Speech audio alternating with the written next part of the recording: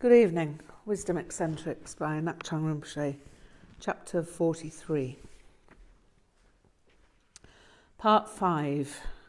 The Portal of Potency, Describing the Indescribable.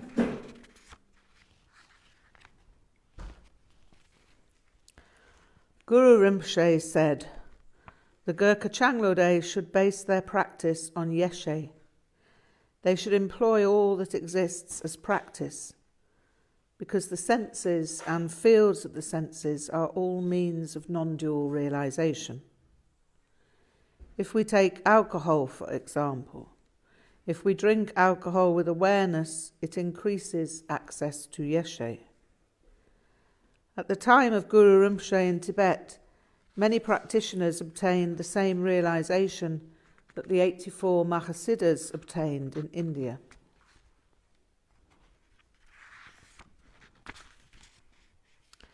In Golok and Amdo, we use the word Ngakma. Some Tomyos say there is no word Ngakma, simply because they have never heard it or never read the word. This is like saying that aeroplanes do not exist just because we have never seen one, or that buildings with 100 floors do not exist because we have never been to New York.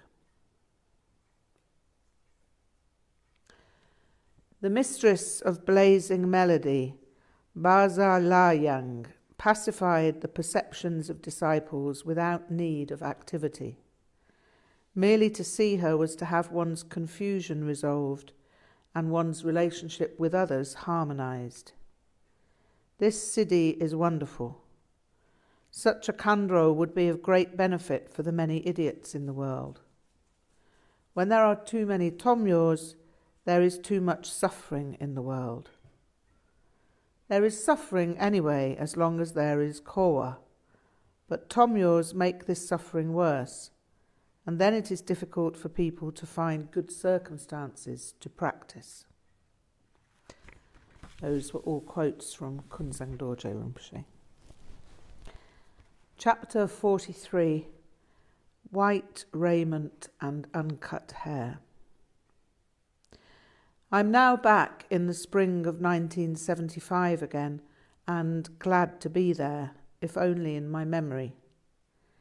Kyabje Künzang Dorje Rinpoche is of course alive and well, whenever I write of this period, so I am always happy to recount anything from this time. I'd foraged around Sopema and found a place that had broad-ruled writing paper. I had a few pens and made sure that at least 2 of them functioned. Indian ballpoint pens are, or were, vaguely capricious. I wished I'd brought my fountain pen. Then at least I could have made sure that writing was always possible. Today was the day when Rinpoche was going to give me some detailed information. We'd done this before, vis-à-vis the Dzogchen Menak Day teachings, but then my little notebook had sufficed. Today was going to require more writing, and I wondered what new marvel was going to be presented to me. "Oh yeah, good," Rinpoche exclaimed as I entered. "Now there must be writing all day." I hauled out the writing pad and had my pen at the ready. Rinpoche began. "Today I will tell you about the Ngak'chang Rinpoche, and you must know everything. Too many people now are ignorant of the Ngak'chang Rinpoche, and they speak foolish drivel. That will not do. You will go home and people will ask questions of you. People will also criticize and speak badly. You must ignore this nonsense and always tell people correctly about the Ngak'chang Rinpoche. G means the lower garment or skirt. Ka means white, so G-ka means white shamtab. We wear the white shamtab. Monastics wear red, but both are of the same design. The folding of the shamtab is different, and with the Ngak'chang Rinpoche there are various styles according to tradition, as has the pleat at the front and back, which represents the indivisibility of emptiness and form. The 6 panels of the Shamtab are the 6 classes of Tantra. The doubled bands at the top and bottom are the same taste of samsara and nirvana. The white cotton Shamtab is uncontaminated by the stain of duality, as the lotus is uncontaminated by the effluvium of the swamp in which it grows. White is the colour of undyed cotton, and it represents kadag, primal purity. The word chang comes from Ngak'chang. Ngak'chang were the weeping willows planted by Princess Gyaltsar Kongjo when she came from China to marry King Songtsen Gampo. So Changlo therefore means long hair like a weeping willow. Gurkha Changlo Day therefore means the assembly of those who wear white raiment and have uncut hair. "Oh yeah," Rinpoche announced with some satisfaction. "I think you have kept these hair vows since you were young. Is this true?" "Yes, I stopped cutting my hair when I was about 15 years old, Rinpoche," I replied with some amazement that he should know this about me. But there was no vow, and at that time I didn't know about the vows. I only learnt that when I came to Nepal in 1971. Our top knots are the Buddha of the space element with consort. The purvas in our waistbands are the Buddha of the air element with consort. Our ornaments are the Buddha of the fire element with consort. Our conch earrings are the Buddha of the water element with consort.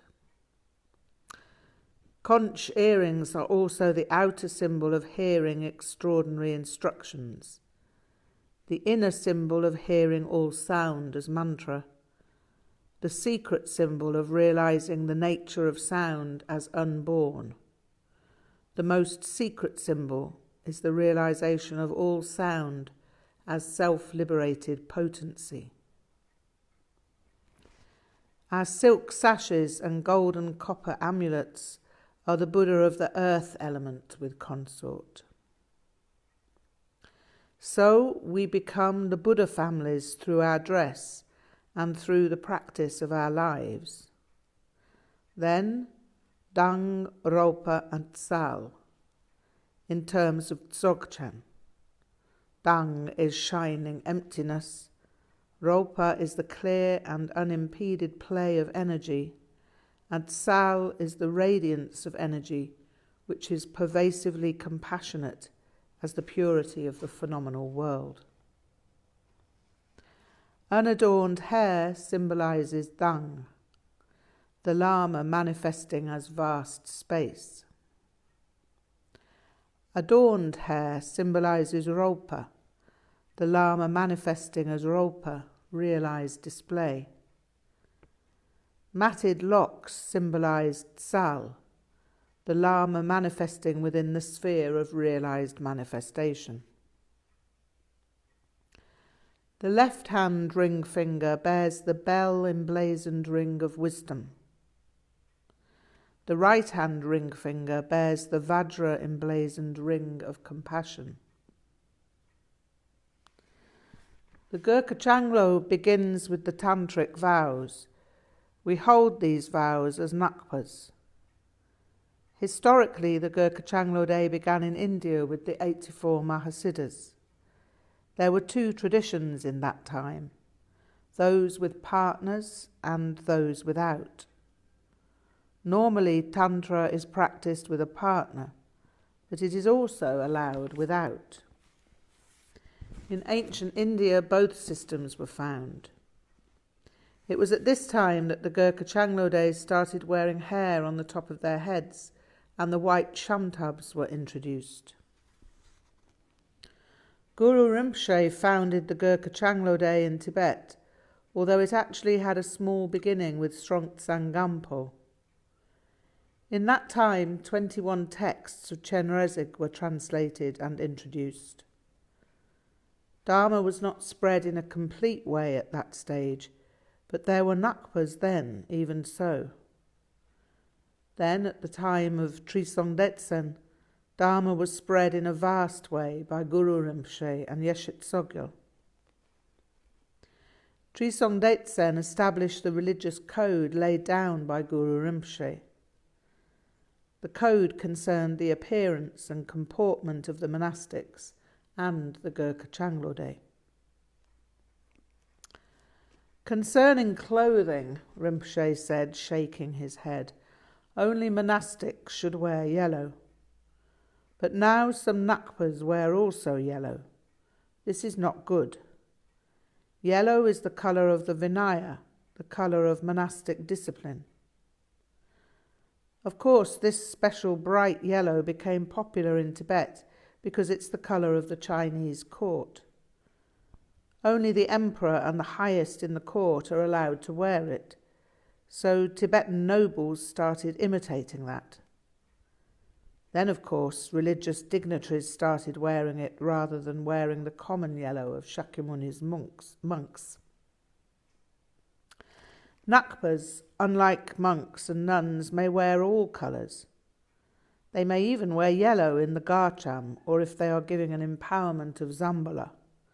But otherwise it's reserved for monastics. The Ngak'chang Rinpoche, according to Guru Rinpoche's advice to Künzang Dorje, should wear white, red and blue. They can also wear black and the 5 colours, depending on their activity. The black robe is for the Purba master, and it is usually worn with a green shirt. Concerning food, monastics were only allowed to eat the 3 whites and the 3 sweets. They should not drink wine or eat meat. The Ngak'chang Rinpoche, on the other hand, were advised to drink wine and eat meat in order that their lives would be no different from the Dzogchen Kolo. It was advised thus because in tantric practice you visualize yourself as the yidam. At the time you do not think dualistic thoughts about wine or meat or whatever. The Ngak'chang Rinpoche could enjoy things considered as impure within sutra because the inner tantras transcended the pure-impure dichotomy. So they must relish the 5 objects of sensual pleasure and make it the path of bliss which brings them to Yeshe. Guru Rinpoche said, the Ngak'chang Rinpoche should base their practice on Yeshe. They should employ all that exists as practice, because the senses and fields of the senses are all means of non-dual realization. If we drink alcohol, for example, with awareness, it increases access to Yeshe. At the time of Guru Rinpoche in Tibet, many practitioners obtained the same realization that the 84 Mahasiddhas obtained in India. There were excellent practitioners at that time. King Künzang Dorje, the 25 Siddhas of Chimpu, the 25 female disciples, the 111 Siddhas of Chuwori, the 80 Ngakmas of Yerwa, the 55 Togdens of Yangdzong, the 30 Ngakmas of Sheldrak, and the 25 Ngakmas of Kachu. Of the hundreds of Tertons, almost all were Ngak'chang Rinpoche. When Guru Rinpoche left Tibet, Yeshe Tsogyal continued establishing the Ngak'chang Rinpoche. There were then thousands of female practitioners, thousands of Ngakmas. Guru Rinpoche and Yeshe Tsogyal established the Ngak'chang Rinpoche tradition, where the female practitioners and male practitioners practice together. We have the word Ngakma as well as Ngakpa. In Golok and Amdo we use the word Ngakma. Some Tomyors say there is no word Ngakma, simply because they have never heard it or never read the word. This is like saying that aeroplanes do not exist just because we have never seen one, or that buildings with 100 floors do not exist because they have never been to New York. Then some other Tomyors say Ngakmas exist, but that they should be called Ngakmo. This is just stupidity, because there existed thousands of Ngakmas in the time of Yeshet Sogyal. Yeshet Sogyal practiced in the area of Tsangchola and also in Amdo, where thousands of Ngakpas and Ngakmas gathered. These days there are fewer practitioners than before, but still the tradition was handed down to the present day. The two divisions of the ordained Sangha renowned in Tibet during the time of the Khenlob Chusum were the monastics with shaven heads and saffron robes, and the Sangha of white shamtabs and long plaited hair, the Ngak'chang Rinpoche. Both Sanghas had equal sovereignty. This was clearly specified during the reign of King Trisong Detsen. King Tri Rinpoche, who ruled after Guru Rinpoche left Tibet, was a great king who respected both Sanghas. To show this, and to show that both were more important than himself, he laid out his long hair across the place where the monastics and Ngak'chang Rinpoche sat. He then tied silk ribbons to the end of his hair in order to extend his hair along the entire seating area of all the ordained practitioners. He placed the monastics on his right side and the Ngak'chang Rinpoche on his left. This is clearly stated in reliable histories of the Tibetan monarchics, so it is widely known and indisputable. Let no one say there is no Ngak'chang Rinpoche as an authentic ordained Sangha. One day I will write this in Tibetan, so that Tibetans cannot be ignorant of their history.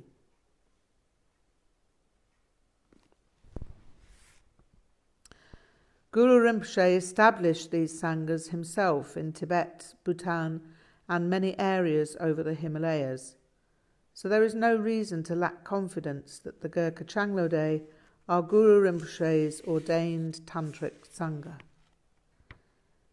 In Tibet, in the upper and lower regions of Kham, those Ngakpas are known as Ame.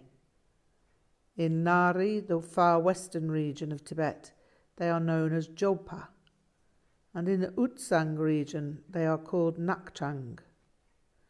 In Bhutan, Sikkim and other bordering kingdoms, these practitioners are known as Ser Kimpas. In the Tibetan histories, 4 Jopas are described who, in service to Dharma kings of Tugguge and Gungtang, reversed harmful forces causing illness. Similarly, for the Dharma kings of Nangchen and Dege, there were 4 Ames in the low part of the valley. The 4 Ames were renowned for dispelling illness. In central Tibet at the time of Drugön Chogyal Pakpa, there were 4 great Ngakpas in the 4 directions of Drugön Tsang. Generally speaking, there are 2 kinds of Ngakpa. There are those of family lineage and those without family lineage. Family lineages are connected father and son lineages passed down through generations. At this time, the main family lineages are these. In the Nyingma tradition, there is Kyabje Minling Trichen Rinpoche. In the Sakya school, there is Sakya Trizin Rinpoche. They are called family lineage Ngakpas who hold succession. There are many others who hold family lineage, especially within the Nyingma tradition. But Minling Trichen Rinpoche and Sakya Trizin Rinpoche are the most important. Ngakpas without family lineage exist in both the Nyingma and Sama traditions. It is not necessary, however, to have Ngakpa family lineage, because anyone who received the Gurkha Changlo vows can enter the Kilkor of whatever Yidam through receiving the Wang, Lung and Tri from their Tsawai Lama. It is then only necessary to demonstrate the accomplishment of practice. There is a custom of describing the Gurkha Changlode as white, multicoloured or black. Those who primarily practice Dzogchen are of the white category. They are those whose entire lives are indistinguishable from practice. Whatever they do is practice. So we are of this category. Those who primarily practice Anu Yoga and inner Maha Yoga are of the multicoloured category. They are those who have accomplished practice in retreat, but then devote their lives to retreat and the performance of Druptab. Those who primarily learn the outer rituals of Maha Yoga are of the black category. They are those who make amulets, perform exorcism, make predictions, look into mirrors for divination, and prevent hailstorms for the benefit of farmers. Black Ngakpas are sometimes known as village Ngakpas, but just because a Ngakpa is poor and lives in a village does not make him a village Ngakpa. In any case, there are many monastics whose work it is to be administrators, accountants, bursars, traders, policemen, cooks, cleaners, and so forth. They all wear monastic robes, but they may not be any more practitioners than the average layperson. Some lay people are more devout than people who wear monastic robes. There is therefore no reason to speak ill of village Ngakpas, as if there were no equivalent within the monastic system. In Tibet, there were only 3 Ngakpa Dratsangs that were highly exalted. They were situated in Amdo, Chakripurdrak and Changzab Pulong. In Amdo there was Repkong, and there the Ngakpas either left their hair long flowing or allowed it to become matted. They wore the multicoloured Zen.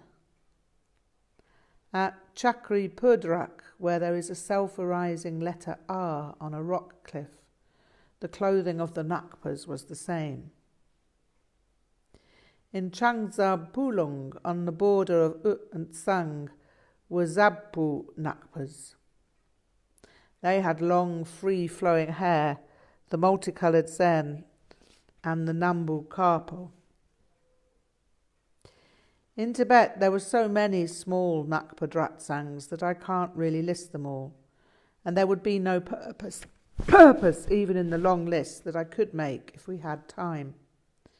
This is just for you to know and tell other people, that the Gurkha Changlode was widespread in Tibet and that it has a rich and powerful history. Finally, I should say that it is perfectly proper in terms of the Gurkha Changlode to be a father or mother with children and a home. But cutting hair through fear of what people will say is vow breakage. You should never be ashamed or fearful about wearing the robes for which you hold vows. There are bigoted tomyors, of course, who will say all kinds of nonsense.